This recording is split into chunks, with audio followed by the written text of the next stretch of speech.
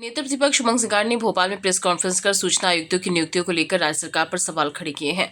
उन्होंने आरोप लगाया कि सरकार फैसले लेने में बेहद धीमी और सांप की तरह धीरे धीरे रेंगती है। सिंघार ने कहा कि सूचना आयुक्तों की नियुक्ति होना जरूरी है और 2 नए सूचना आयुक्तों की भर्ती को लेकर उनकी मुख्यमंत्री से बातचीत भी हुई है। वहीं विजयपुर से कांग्रेस विधायक मुकेश मल्होत्रा का चुनाव शून्य घोषित होने के मामले पर उन्होंने कहा कि वह हाईकोर्ट के फैसले का सम्मान करते हैं, लेकिन नरोत्तम मिश्रा से जुड़े पेड न्यूज मामले का क्या हुआ, यह भी स्पष्ट होना चाहिए। उन्होंने आरोप लगाया कि बीजेपी ने दबाव बनाकर विजयपुर का फैसला कराया है ताकि राज्यसभा में कांग्रेस की सीट न आ सके। सिंघार ने कहा कि कांग्रेस इस मामले को लेकर सुप्रीम कोर्ट जाएगी। गैस सिलेंडर की किल्लत और बढ़ती महंगाई को लेकर भी उन्होंने सरकार पर निशाना साधते हुए कहा कि सरकार हर मुद्दे पर देर से जागती है। कोविड के समय भी देरी बढ़ती गई थी। उन्होंने कहा कि सरकार को टैक्स में कमी कर जनता को राहत देनी चाहिए, लेकिन राज्य और केंद्र सरकार अपने खजाने भरने में लगी हुई है। वहीं नेता प्रतिपक्ष के आरोपों पर बीजेपी मीडिया प्रभारी आशीष अग्रवाल ने पलटवार करते हुए कहा कि उमंग सिंगार को पहले कांग्रेस की आंतरिक नियुक्तियों और पार्टी की चिंता करनी चाहिए। उन्होंने कहा कि भारतीय जनता पार्टी में सही समय पर सही निर्णय लिए जाते हैं। साथ ही उन्होंने कहा कि वैश्विक परिस्थितियों के बावजूद देश में पेट्रोल, डीजल और ईंधन की आपूर्ति सुचारू बनी हुई है और कांग्रेस बेवजह भ्रम फैलाने का काम कर रही है। इधर ग्वालियर हाईकोर्ट द्वारा मुकेश मल्होत्रा की विधायक पद की सदस्यता रद्द किए जाने के फैसले पर प्रदेश के ऊर्जा मंत्री प्रद्युम्न सिंह तोमर ने कहा कि जिस तरह से मुकेश मल्होत्रा ने अपने आपराधिक मामलों को छुपाया था, यह उसी का परिणाम है। उन्होंने कहा कि सत्य की जीत है और वे ग्वालियर हाईकोर्ट के निर्णय का सम्मान करते हैं। लोकतंत्र में मतदाताओं का जनादेश सर्वोपरि होता है और मुकेश मल्होत्रा को 1 लाख वोट मिले। क्या जनता लोकतंत्र के इस जनादेश को कहीं ना कहीं मैं समझता हूं कि उस जनता के साथ, जनादेश के साथ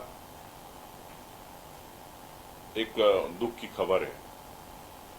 मैं हाईकोर्ट के निर्णय को सम्मान के साथ कहता हूं, लेकिन यह भी कहना चाहता हूं कि देश के अंदर कई ऐसे निर्णय हुए कि जिसमें नरेंद्र मोदी जी, जिन्होंने अपने वैवाहिक शपथ पत्र की जीवन की जानकारी शपथ पत्र में नहीं दी थी, पूरा देश जानता है। पड़ोस के राज्य महाराष्ट्र के मुख्यमंत्री, जिन पे 2 आपराधिक मामलों की जानकारी छुपाने का मामला था, लेकिन कोर्ट ने उनको भी 2023 में बरी कर दिया। और एक पूर्व गृह मंत्री नरोत्तम मिश्रा जी, जिन पे पेड न्यूज को लेके आज भी मामला लंबित है।